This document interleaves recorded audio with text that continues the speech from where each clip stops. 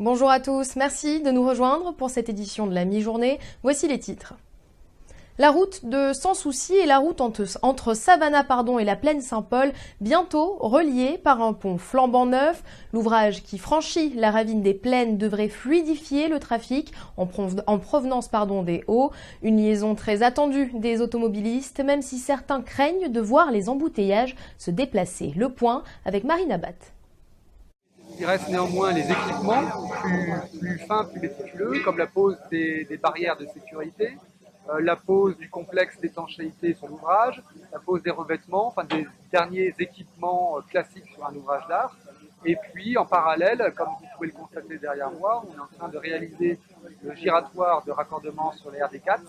Donc tous ces travaux-là font qu'on espère une mise en service de l'ensemble de l'itinéraire avant la fin de l'année. Il faut qu'avant la fin de l'année, que ce chantier soit terminé. Parce que les habitants de Sans Souci attendent plus de sécurité, de tranquillité dans leur quartier. Et ceux qui viennent des Hauts veulent arrêter avec ces embouteillages qu'il y a sur Savannah tous les jours. Et bien pour cela, nous allons livrer cette nouvelle route. Et je dirais enfin, c'est un ouf de soulagement que je vais pousser, que nous allons pousser quand le chantier sera livré d'ici quelques mois, donc encore 2 à 3. Oui, ça fait des années qu'on en parle, ça fait des années qu'on attend, parce que vu les embouteillages qu'on a sur Savannah et sur la bretelle d'accès de Saint-Paul, c'est très compliqué. Donc on attend avec impatience. Tout simplement, il va déplacer l'embouteillage, mais il va pas fluidifier un petit peu, mais il va déplacer.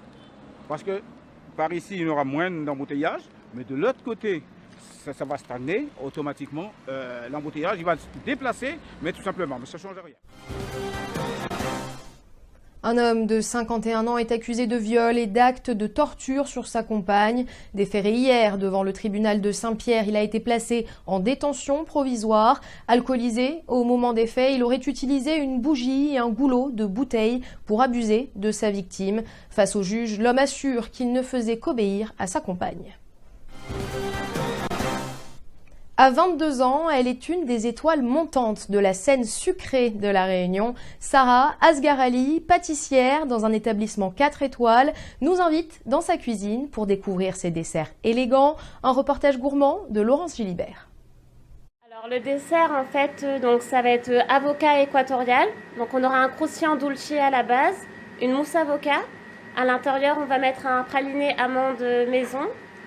Et on aura à côté de ça un crémeux au chocolat et un espuma au yaourt avec un miel bio de La Réunion. La veille, j'imagine déjà le dessert du lendemain. Je prépare déjà quelques éléments et puis le lendemain, quand j'arrive, je mets en place donc le nouveau dessert ainsi que la carte de dessert qui est déjà fixe, qui est composée donc de 2 desserts au chocolat, un dessert alcoolisé et un dessert aux fruits, donc là qui est actuellement au Combava. Donc j'utilise beaucoup les agrumes réunionnais. Souvent au niveau de la créativité, on part aussi sur du légume.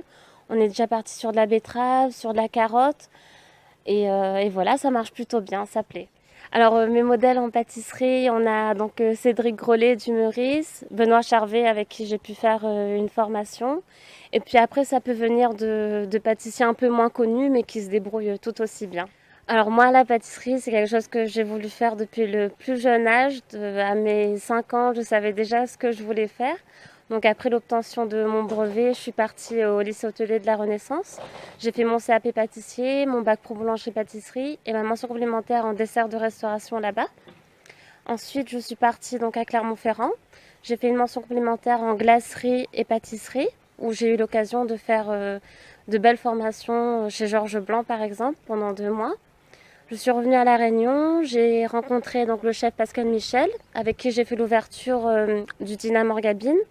Je suis restée 2 ans là-bas et après j'ai fait la rencontre donc, de mon directeur Bertrand Van Haut avec qui on a sympathisé et qui m'a proposé donc, de prendre le relais de la pâtisserie dans son établissement. Votre avenir, vous le voyez comment idéalement ? Alors bon, pour l'instant ici, mais c'est vrai que dans un futur, c'est vrai que j'aimerais bien partir sur de la formation, devenir formatrice en pâtisserie. Ouvrir une pâtisserie, surtout peut-être plus vers un salon de thé, quelque chose où les gens prennent vraiment le temps d'apprécier le dessert, de déguster. Ça me plairait un peu plus, oui.